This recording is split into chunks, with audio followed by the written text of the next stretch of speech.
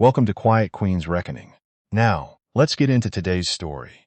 She was 7 months pregnant, standing in the snow outside a fundraising dinner in Ottawa, when her husband told her to find her own way home. Not quietly, not with any attempt at discretion.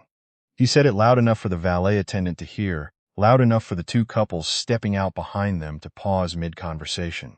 He said it while adjusting the cuffs of a shirt she had picked up from the dry cleaner that afternoon, on her way home from a 10-hour shift, stopping also to pick up his mother's prescription and a birthday card for his nephew, because those things did not happen unless she made them happen. His name was Thomas Whitfield, and the woman he turned back inside to find was not a client. Claudette Beausoleil stood in the doorway for 3 seconds before the cold registered. She did not cry. She pressed one gloved hand to her stomach, felt the small, certain shift of the baby inside her, and breathed, twice, slow and deliberate.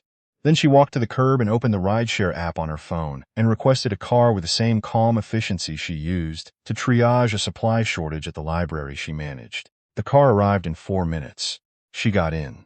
She did not look back at the lit entrance of the Chateau Laurier, where Thomas was already laughing at something someone had said. She would not be thinking about him for much longer. He would be thinking about her for the rest of his life. Claudette had grown up in Gatineau, the second daughter of Raoul Beausoleil, and his wife, Anne-Marie, who had died of a heart condition when Claudette was 11. Raoul was not a complicated man to understand if you knew what he had built. He had started Beausoleil Infrastructure Partners in 1981 with a $20,000 loan and a contract to repave 3 kilometers of regional road outside Buckingham.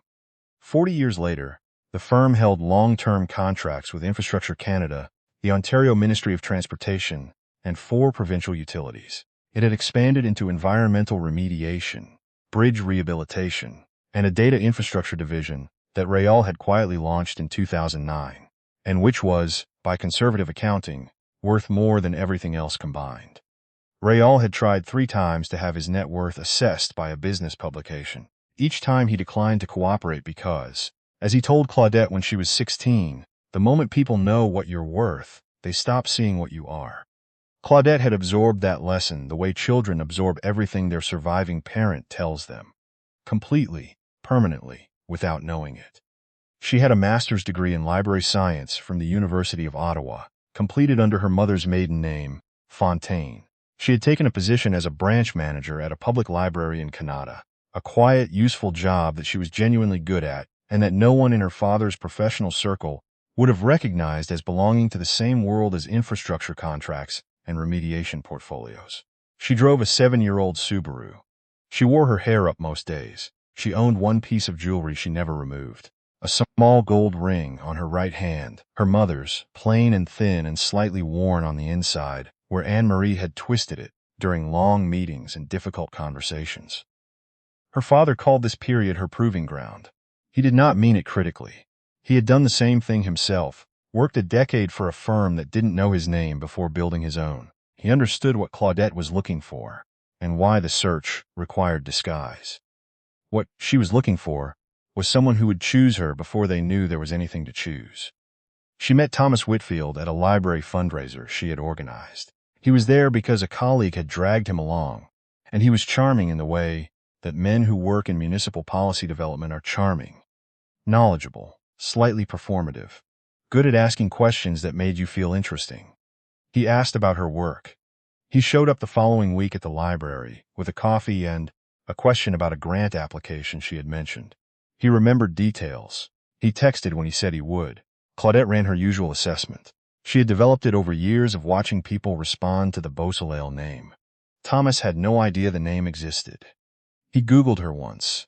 She knew because she watched what he paid attention to afterward, and he had found her professional profile and a mention in a local paper about a literacy program she ran. That was all there was to find. He showed no shift in behavior after that search, no recalibration of interest, no new quality of attention. She gave him another 6 months before she let herself feel anything. They married 3 years later. Small ceremony, City Hall, dinner at a restaurant Claudette, booked because Thomas had said he would handle it and then forgotten. She logged this. She moved on. The marriage established its architecture within the first year. Claudette managed the household the way she managed the library, with systems, schedules, and a quiet, competence that made everything appear effortless. The mortgage payments, both of their names on the title but only one of their salaries reliably covering it. The insurance renewals, the meal planning, and the grocery orders, and the dentist appointments, and the car maintenance reminders, and the social calendar that kept Thomas connected to the professional network he depended on for contracts and references. She also took in a rescue cat, an elderly orange tabby named Henri, who had a kidney condition that required twice-daily medication and monthly veterinary monitoring. She set a reminder on her phone. She drove him to the vet. Thomas did not know the name of the vet clinic. Thomas contributed a good mood on most evenings, enthusiasm about projects that did not materialize, and a habit of beginning sentences with "we should" that were really questions about whether Claudette would.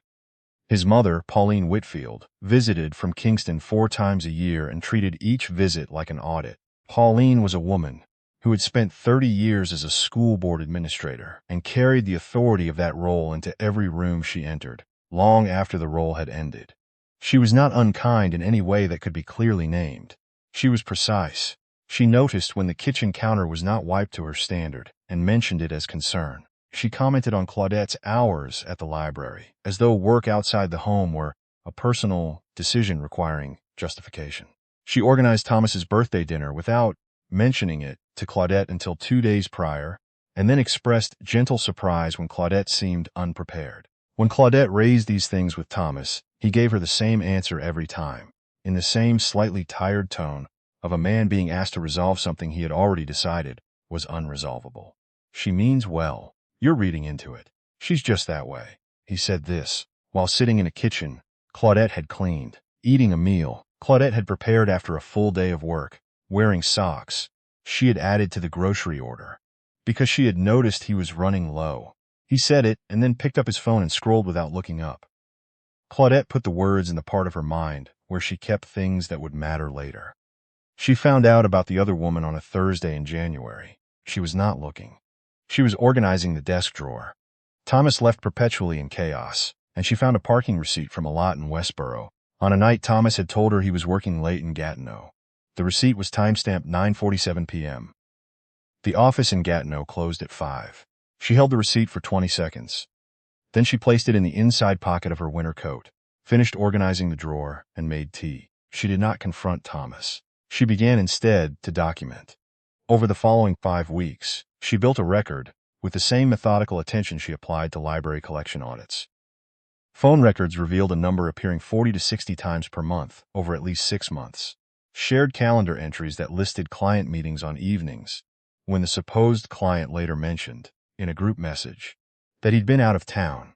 A Saturday afternoon when Claudette drove past Thomas's car, parked outside an apartment building on Beechwood, and noted the unit buzzer he used when he thought no one was watching.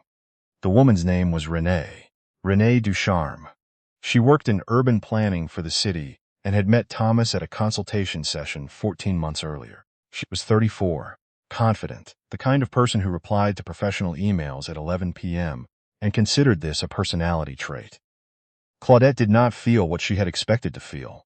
There was grief, yes, underneath everything, the specific grief of discovering that the test had failed, that the years she had spent watching and waiting and choosing carefully had produced the same result that carelessness would have. But above the grief was something else, something quiet and extremely precise. She had hidden who she was to find a man who would love what she actually was. What she had found instead was a man who loved the life she built and had not once, in 4 years, wondered how it stayed standing. She called her father on a Friday evening. Claudette Beausoleil answered on the second ring.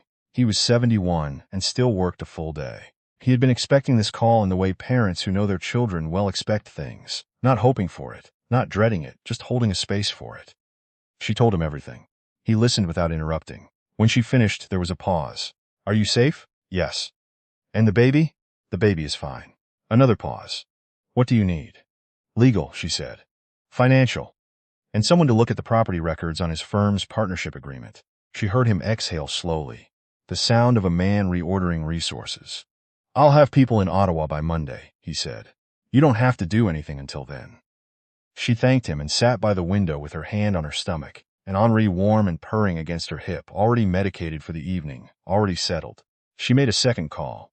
This one to a property she had purchased 18 months earlier, under a numbered company her father's solicitor had established. A townhouse in Westboro, fully furnished, security system installed, stocked with the things she had quietly moved there over the preceding 3 weeks. Her prenatal vitamins, her grandmother's dishes, Henri's carrier, and his medications, and the name and number of his veterinarian, printed on a card and taped inside the cabinet where the food was kept. She had not left in a rush. She had left in the methodical, undetectable way she did everything. Thomas came home at 11 that night. He found the house quiet. Her coat was gone. Henri's water bowl was gone. A single key was on the kitchen counter. The spare she had always kept on the hook by the door. He called her. Voicemail. He texted, read, no reply. He called his mother. Pauline told him she had probably gone to a friend's place and would be back by morning. She always came back, Pauline said. She always came back. She did not come back. By 9 the following Monday, 3 things had moved into position. The first was a family law team, 4 lawyers, 2 of them specialists in asset division, in high net worth separations, who filed a formal notice of separation and a comprehensive financial disclosure request. The disclosure request was detailed enough that Thomas's own lawyer, when he reviewed it, sat back in his chair and asked Thomas a question he had never considered answering. Exactly who is your wife? The second was a forensic accounting review of the household finances. It took 2 days because the household finances, while not complicated, were revealing. Claudette's library manager's salary had covered the mortgage, the utilities, the insurance, the car payments for both vehicles, the grocery account, Henri's veterinary bills. 11 months of Claudette's careful, documented disbursements had also covered 2 gaps in Thomas's income during periods when his municipal contracts were delayed. Gaps he had never mentioned to her, never thanked her for, possibly never noticed, because the money had simply been there. The third was a call from Beausoleil Infrastructure Partners' legal office to the firm that administered the heritage property portfolio in which Thomas's consulting practice leased its primary workspace. The call was not threatening. It was a routine inquiry into lease terms and upcoming renewal conditions. Routine, but the administrator recognized the name on the letterhead. Because Beausoleil Infrastructure was the silent institutional anchor behind the portfolio's largest holding, and routine inquiries from that office were not, in practice, routine at all. Thomas did not connect any of this to Claudette. Why would he? She ran a library in Canada. She drove a Subaru. The idea that his wife had any relationship to the financial architecture, quietly pressing on his professional life, was not a thought his mind was equipped to produce. The weeks that followed were an education in subtraction. Week 1. The mortgage auto payment failed. Thomas did not know the lender's name. He found the account number after an hour of searching through a filing system he had never used, called a number that turned out to be a fax line, and spent the afternoon being transferred between departments. Week 2. The grocery account was deactivated. Thomas had never set one up. He did not know Claudette's login credentials for the service. He ate takeout for 6 days, and on the 7th, attempted to cook pasta and forgot the pot on the stove. Week 3. Henri was gone, as were all records of the veterinary clinic. Thomas had not asked about Henri's medical situation in 4 years of living with him. This was fine. Henri was already installed in the Westboro townhouse, medicated on schedule, sleeping on a heating pad Claudette had ordered specifically for elderly cats with compromised kidney function. He was, by every measure, thriving. Week 4. Thomas's consulting partnership underwent an administrative review of its lease renewal. The new terms were market rate, without the invisible subsidization of Claudette's salary, covering household costs that Thomas had assumed were jointly managed. Market rate was a number that did not fit the budget Thomas had believed he had. Renee lasted 7 weeks after the separation. She had been drawn to Thomas Whitfield as she understood him.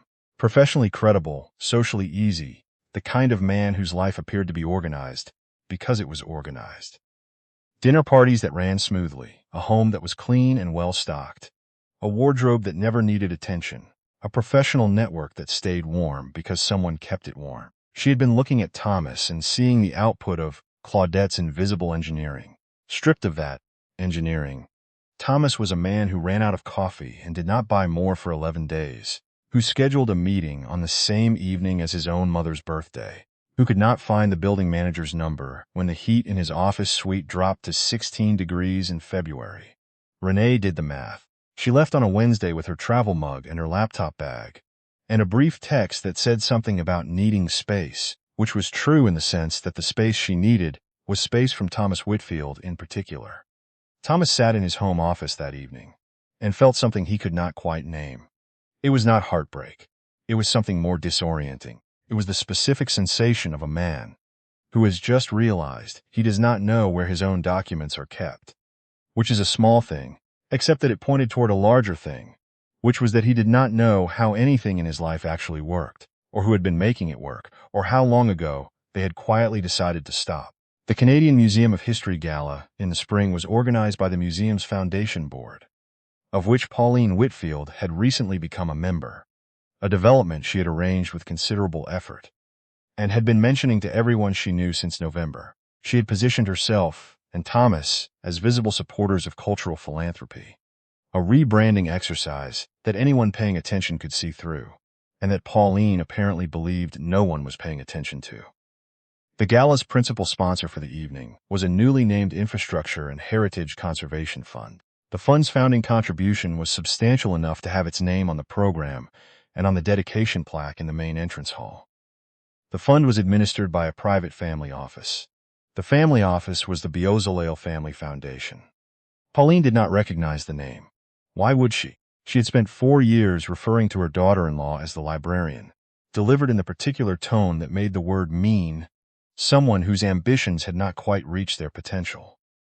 At 8:15, Claudette Beausoleil walked into the grand hall. She was 37 weeks postpartum, and the baby, a boy, born 6 weeks earlier, 7 pounds 2 ounces, already showing the same grave-focused attention Claudette brought to every room she entered, was home with her father.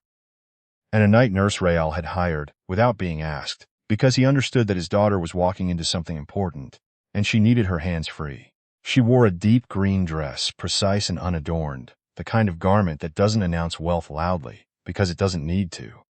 The gold ring on her right hand caught the light from the entrance atrium. She had worn her hair down. Her posture was the posture of a woman who had been building things for a long time in the dark, and had simply decided it was time to let them be seen. She walked directly toward the head table. She did not scan the room. She did not hesitate. Pauline saw her first. Pauline's expression moved through surprise, confusion, and then something slower and more complicated. A dawning that had been a long time coming and arrived now all at once. Thomas saw her second. He looked at Claudette. He looked at the program in his hand, where the words Beausoleil Family Foundation were printed in the same clean typeface as the museum's name. He looked back at Claudette. Something behind his eyes began to give way. Not quickly, not dramatically, but with the particular inevitability of a structure that has lost the thing that was quietly holding it together. Claudette sat down. The Foundation's Director of Public Affairs introduced her at the podium shortly after dinner. He read from a prepared statement. Beausoleil Infrastructure Partners, established 1981. Beausoleil Family Foundation, established 2003. Tonight's contribution, the largest single heritage conservation gift in the museum's 40-year history, and representing the foundation, its newly appointed executive director, Claudette Fontaine Beausoleil. The room applauded. Claudette rose. She spoke for 5 minutes. She spoke about the museum, about the archives it held, about the particular kind of work that happens in libraries and collections and heritage institutions. Work that is invisible, because it is done carefully and consistently, and without the need to be seen. She spoke about the people who maintain things, the people who keep systems running so that others can move through those systems without ever wondering why they work. She spoke about that labor with precision and without apology, and without once raising her voice above the natural register of a woman who had spent a decade managing rooms full of people who needed help finding what they were looking for. She did not mention Thomas. She did not mention Pauline. She did not need to.